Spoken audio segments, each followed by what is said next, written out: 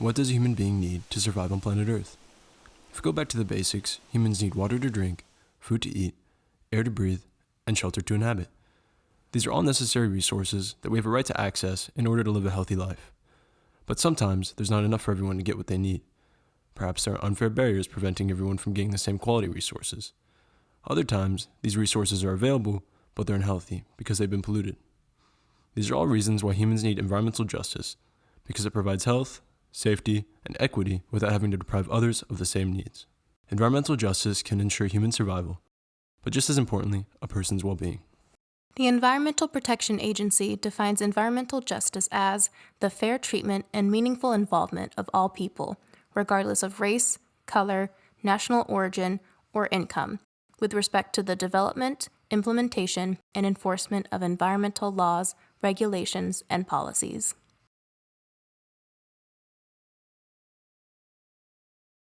I think it would be living in a clean and healthy environment where you work, live, play, and pray. All of that should be a very safe and healthy environment for everyone.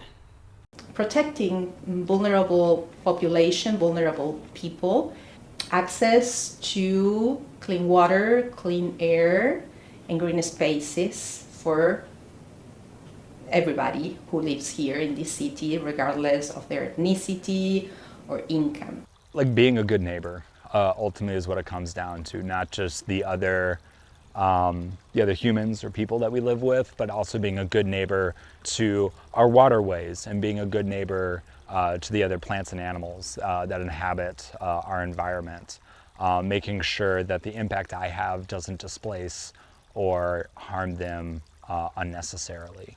Environmental justice means that everyone has access to like a safe and healthy environment and safe and healthy and nutritious food, and also has the ability to partake in decisions that are made about how the environment is used and the resources from the environment and how they're used. Environmental justice to me is about being fair when it comes to protecting and preserving the environment. And fairness would be for all the people, whether it's the benefit from the protected environment or the burden of protecting the environment. We want to make sure that's balanced and fair. It has a lot to do with whether or not we are able to share equally all the benefits of the environment that we are a part of. And are we making sure we're not disproportionately assigning some of the negatives that have to do with environmental issues such as pollution?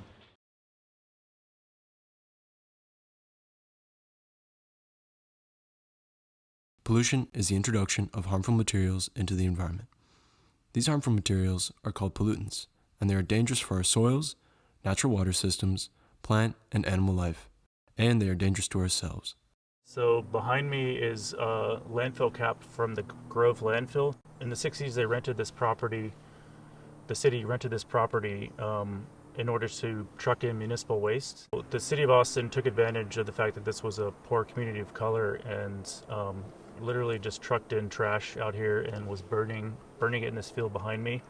This hillside behind us was an illegal dump for 30 years where contractors were bringing in all kinds of junk to just dump out here. And so there was a 600-foot long wall of trash, 25 to 30 feet tall, of shingles, tires, car parts, household items, you name it, that were just dumped here and were just festering here for 30 years.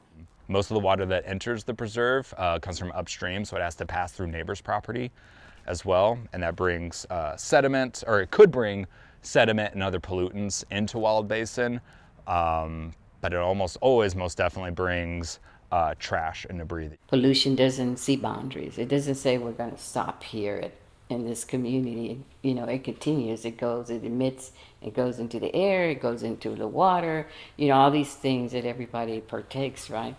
All people, even just one individual, are all meant to be protected and given equitable treatment under environmental justice. It is more likely, however, that environmental injustice is done against communities of color. That's what's called environmental racism, because, whether intentionally or not, it contributes to unhealthy, unsafe, and unequitable environments within communities of color. We can look at examples of environmental racism right here in Austin. The Austin City Plan of 1928 was enforced to address the quote-unquote problem of freedmen communities, neighborhoods that people of color built in Austin after the Civil War and emancipation. The plan allowed for the city to push residents of color out of freedmen communities by only providing them with utilities and amenities in the east side of Austin, meaning factories and plants were allowed to be built dangerously close to people's houses.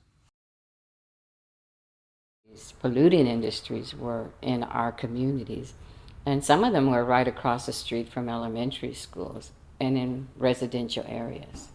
Environmental racism was the problem. It was a citing of polluting facilities in communities of color, and environmental justice was addressing that issue. 94% of all polluting facilities was east of the highway, and that continues to this day. It hasn't ended. You know, they continue to put, hazardous facilities in East Austin. So environmental justice was the answer to that environmental racism. Environmental justice is how do we protect, the health of the people and the environment regardless of the color of their skin, or their belief. Environmental racism can also mean that communities of color have limited access to green spaces that are safe or welcoming to be in. Some areas of the city, especially in the south and southeast, they don't have as much access to parks and green spaces than other areas. And also that areas of the city is mostly Latino, Hispanic. And there are studies that show that they have some barriers to access green spaces and places where they can even do sports like other people in the cities. Guerrero Park is very similar in size to Zilker Park, and Zilker Park's considered this crown jewel of the park system, yet Guerrero Park's actually more biodiverse. It just shows you kind of that environmental racism, like where's the resources going? They're going to West Austin to create green spaces and improve green spaces over there, while green spaces over here just languish without investment. Well, that is an environmental social justice organization, and our mission is to address environmental and social justice issues as basic human rights issues.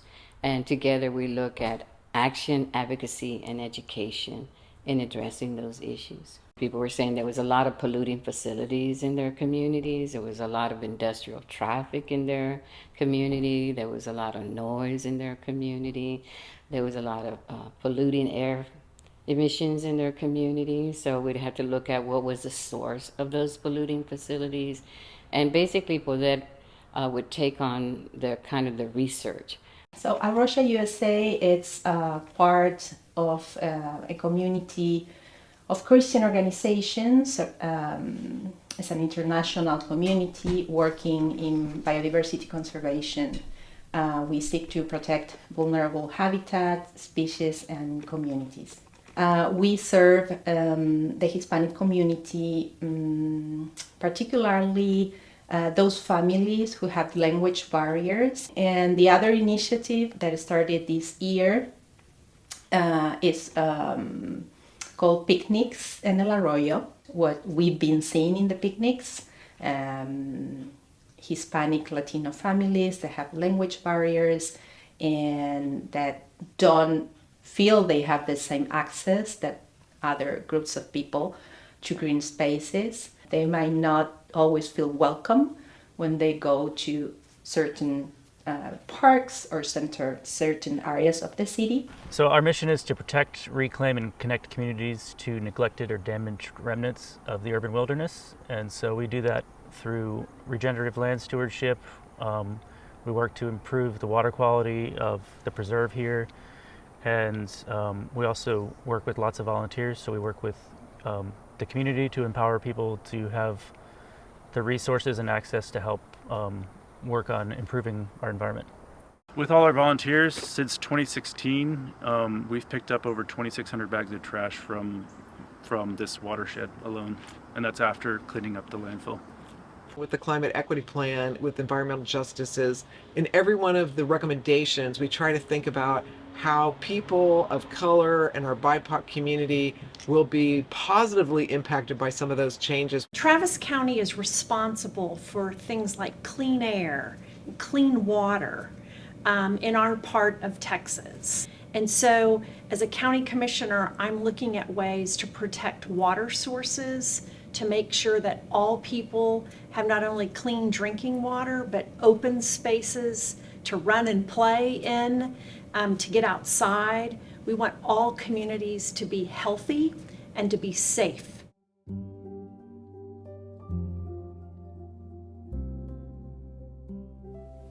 To be involved, you need to care. You need to care about your neighbors, and you need to care about what's going on around you. And to care, the first step is to know what's going on. One of the pieces of advice I give to people is get to know your neighbors, whoever they are. Even though you might be in another neighborhood, our whole concept is you have to support the neighborhood, even though it's outside of where you traditionally call your boundaries, right? Get to know your neighbor. And not only your human neighbors, the plants, the animals that live around you. There are different ways to participate, and that depends on your passions and your abilities. We need advocates, but we also need helpers. Or if you're an artist, you can create art that will move people or that will inform people about the issues going on in your community.